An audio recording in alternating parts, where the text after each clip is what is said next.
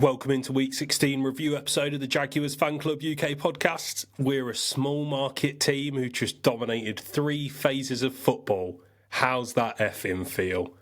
I'm Jake. I'm still living on cloud 9 following our Jaguars' stunning performance against the Denver Broncos on Sunday. A win against the AFC number 1 seed by a score of 34-20. We hear from him every week, but let's get straight into it this episode. Coach Cohen, over to you.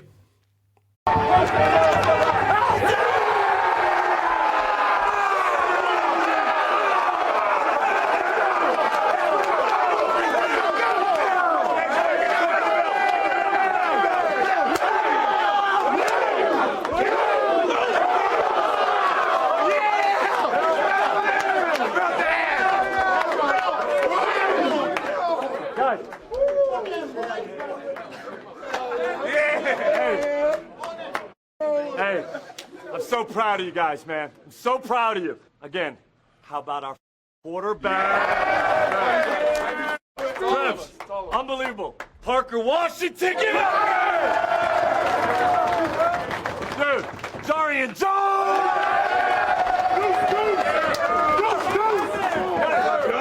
And then, being at your best when your best is required, punting it, pinning them at the 1 yard line.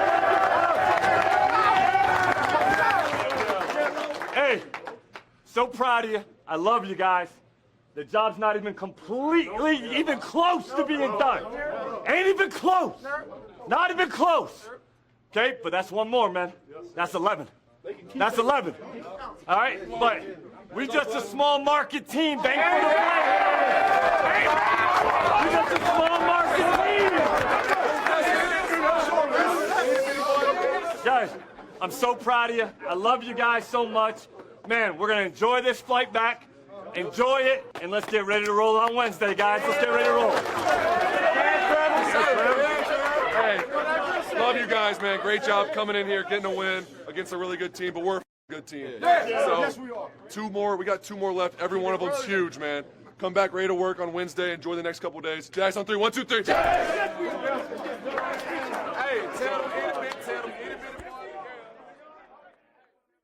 Dude is going to dislocate a shoulder if he keeps coming in with that much heat when he gives it the how's that feel. What a season we're having. Let's get into the episode.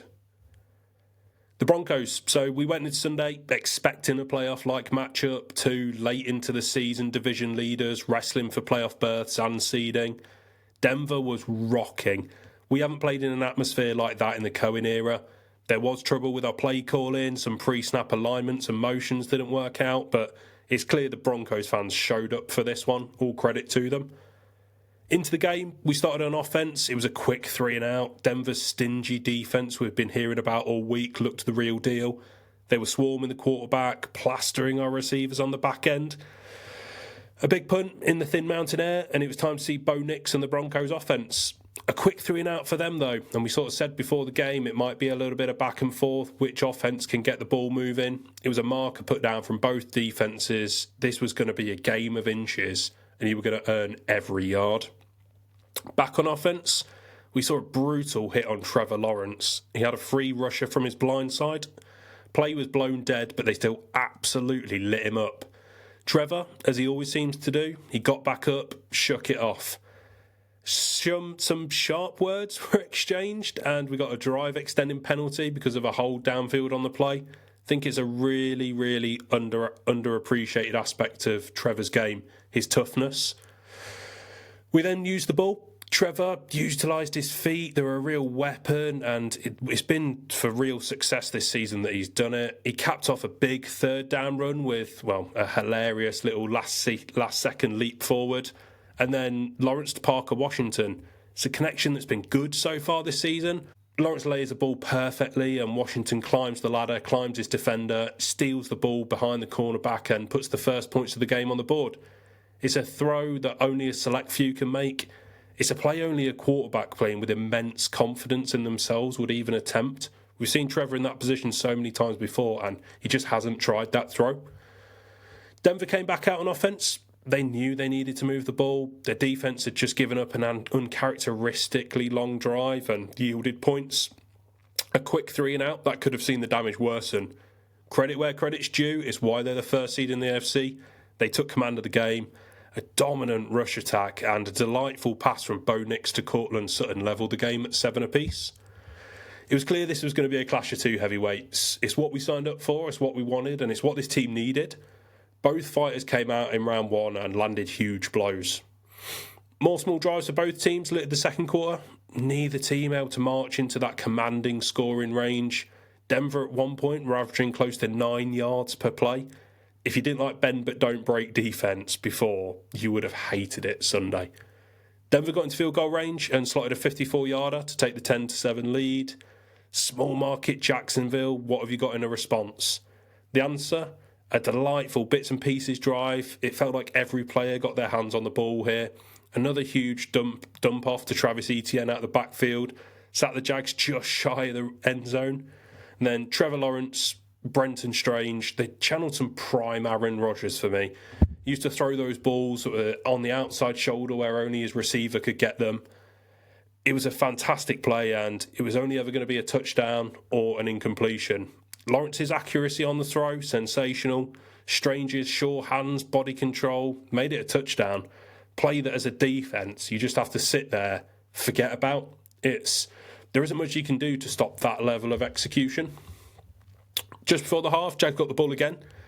This is where I think we've looked best this season, when we're playing with some rhythm but also some urgency.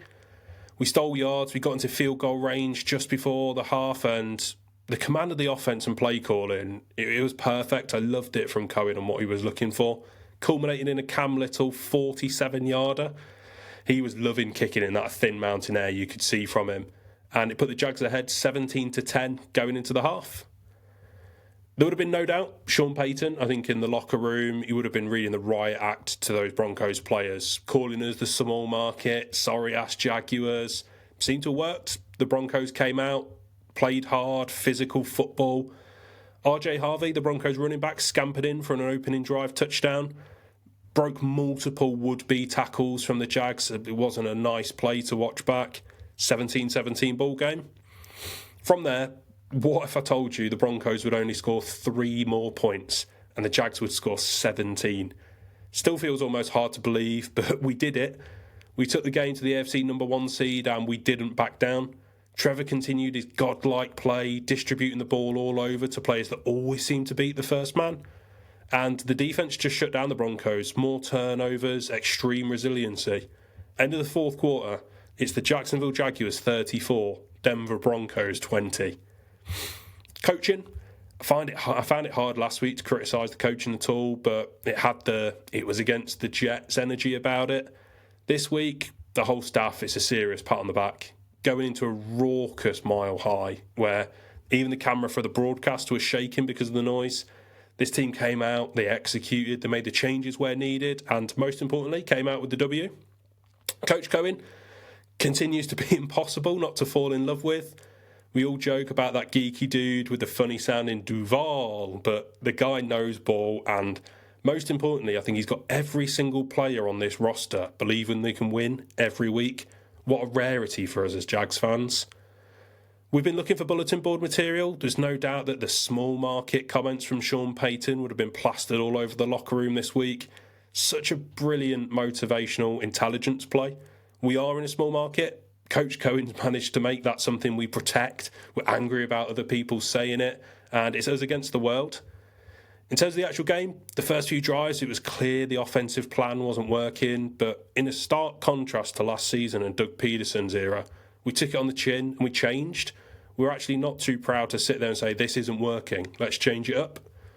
It was clear we were going to struggle running the ball, so we replaced that with some really quick, short throws. The willingness to change is a huge part of what makes this team so dangerous. Defensively, Coach Campanile almost guaranteed himself some head coaching interviews Sunday. This unit swarms the ball, attacking each down.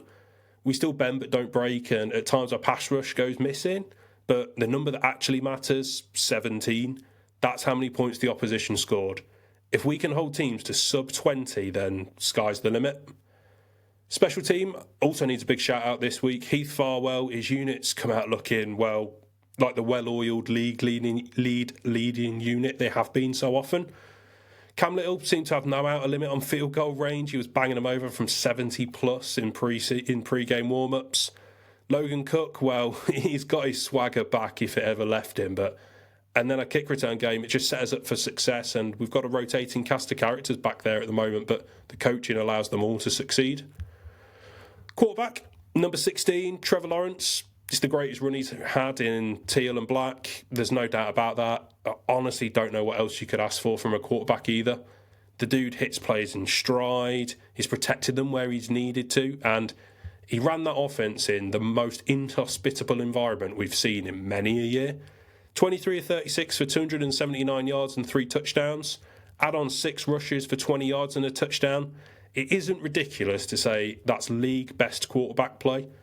Put those kinds of numbers up in Denver against the Broncos is simply sensational. The O-line this week, keep saying it, this team's as good as the O-line's going to be week to week. Going in, lots of debate about the left tackle spot, Cole Van Lanen or Walker Little. Come game time, it was CVL that got the call, and again, he looked good. Didn't entirely neutralise the Denver pass rush, but he provided a stable enough pocket all night. The starting unit was left tackle Cole Van Lanen, left guard Ezra Cleveland, centre Robert Hainsey, right guard Patrick McCarry, and right tackle Anton Harrison. We struggled to establish any running game. The physicality of Denver's front unit proved a lot to handle for our boys. It was a good enough performance in my eyes, but if we can cash in good enough every week, then, excuse the term, but that's good enough. Running backs, wide receivers and tight ends, so-called skill positions. Running back Travis Etienne was once again the feature back. 16 attempts for 50 yards, a little over 3 yards per attempt. He also had 4 receptions for 16 yards and a touchdown. Etienne's versatility, not just the pass game, but also the rushing, it just makes him so vital to how we operate this offense. I think it's a really underestimated part of what he does. Adding to that, there's something that really highlighted to me on Sunday was his pass blocking in the pass game. We saw 2 brilliant reps where he just completely neutralised the Denver free blitzer, and it gave Trevor those vital few extra moments just to get up the pass away. Tight end room was quiet last week, not so much this week. Brenton Strange, it's so nice to have you back, dude.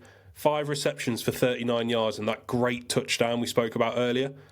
Brenton gives us those nice, secure hands, always seems to come up with a big first down or 2 per game. I really think we underestimated his loss earlier in this season when he was on IR. He's a much more important part of this Jags offense than we wanted to admit. The wide receiver room, not sure that they would have expected to put up the numbers they did. 250 total yards for the unit against a team. It hasn't allowed other wide receiver rooms to even breathe. I'll speak more about one player in our next section, which is player of the game. So many players are deserving of it, but it can only go to one place for me. Parker Washington. Parker Washington.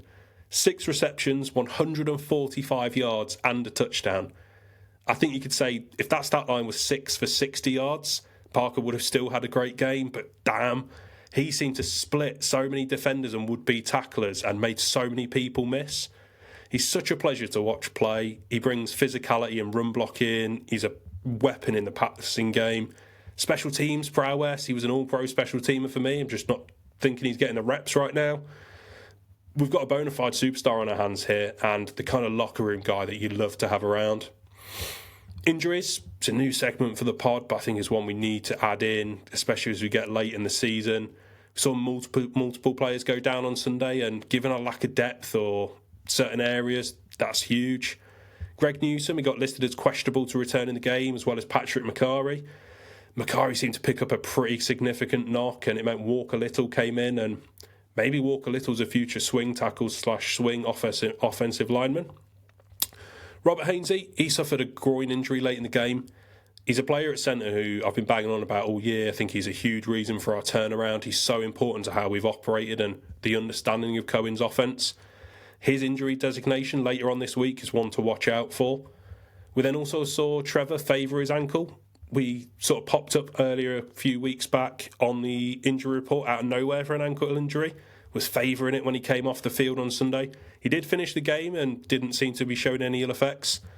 I'd expect some enforced rest, so don't be shocked if we see him limited in early week practices. Division watch, well, I've waxed lyrical long enough about our performance against the Broncos, so I wish I could bottle this feeling and save it for the bad times, but let's take a look around the AFC South. Sole ownership of first place, following that dominant victory over the AFC first-seeded Denver Broncos, is our Jacksonville Jaguars, sat at 11-4. The Houston Texans, they survived a scary encounter with the Las Vegas Raiders, winning 23-21 to remain second in the division at 10-5. The Indianapolis Colts, they play Monday Night Football against the San Francisco 49ers. It's a game the 49ers are heavy favourites in. The Colts sit at 8-6, and a Colts loss is a playoff clinching scenario for, I think it's 3 AFC teams. And rounding us out, the Tennessee Titans at a paltry 3-12. An actual victory for Cam Ward over the reigning AFC champion Kansas City Chiefs by a score of 26-9. A score that I think 2 weeks ago would have shocked the football world, but Casey ended up down to their third string quarterback. I know, sad one for all us Jags fans, as Gardner Minshew sort of done his ACL. Real shame to see. Still got some real love for Gardner. Playoff watch. So Reggie ever closer to postseason football. Still isn't clinched quite yet, and will be fighting for the division all the way to the end of the season. But as it currently stands, first seed, we've got the Denver Broncos at 12-3. Second seed, and now having clinched their playoff spot, are the New England Patriots at 12-3. In the third seed are Jacksonville Jaguars at 11-4, and rounding out the division champions / leaders, the Pittsburgh Steelers at 9-6. Proving that one loss, well, it'll be brutal for us and anyone else in those seats. We've got the LA Chargers at a staggering 11-4. In 6, right behind them, the Buffalo Bills at 11-4. And then in the final spot, the Houston Texans at 10-5. That leaves only the Colts and Ravens in playoff contention. And the Baltimore Ravens' only path is not at the expense of the Jaguars. So let's go 49ers on Monday Night Football. The Jags have got a path to the number 1 seed. All we need is 1 Patriots loss, 1 Broncos loss in either of their 2 remaining games. And number 1 is ours if we win our remaining 2 games against the Colts and Titans. That's not an unrealistic feat, but the biggest thing we need to do, win our 2 remaining games, 1 game at a time. And that's perfect time for us to talk about next week. Week 17 is against our AFC South rivals in Indianapolis, the Indianapolis Colts. Indy is sticking with Phillip Rivers at quarterback for Monday Night Football against the 49ers. Although we might see some movement, let's see what happens in that game, see if Rivers survives. Divisional matchups are always tricky games. We'll go into Indy expecting to win, but we need to show up and take it 1 game at a time. 6 weeks ago, we would not have been favoured going into this game against the Colts. It shows you how important the quarterback is, but also what a change we've made to our team and our performances. Jonathan Taylor, he's going to run hard against us. He seems to really have our number at times. Look for him to put some numbers up. We want to try and keep him bottled. You best believe the Colts crowd. This is our Colts. This is our team. They're going to be on our backs all game. I'd love to see our pass rush heat up and really tee off against whoever the Colts send out as their sacrificial lamb. No reason not to go for a Jags W in this one, but it'll be closer than we might like. Jags 27, Colts 17. I think Jacoby Myers 2 touchdown grabs on the day. And that's it for this week. What a week. Our little small market Jaguars went into the almighty number 1 seeded Denver Broncos and taught them a lesson. We look great in all 3 phases. Sounding like Coach Cohen now, I appreciate, with the bingo card cliches, but it's true. We delivered against the game plan. More of the same, please. Have an amazing Christmas break, everyone. Thanks for an amazing 2025. We've got so much football to watch over the next few weeks, and I couldn't be happier about that. Who knows how far this Jaguars journey goes this season? Duval. Duval.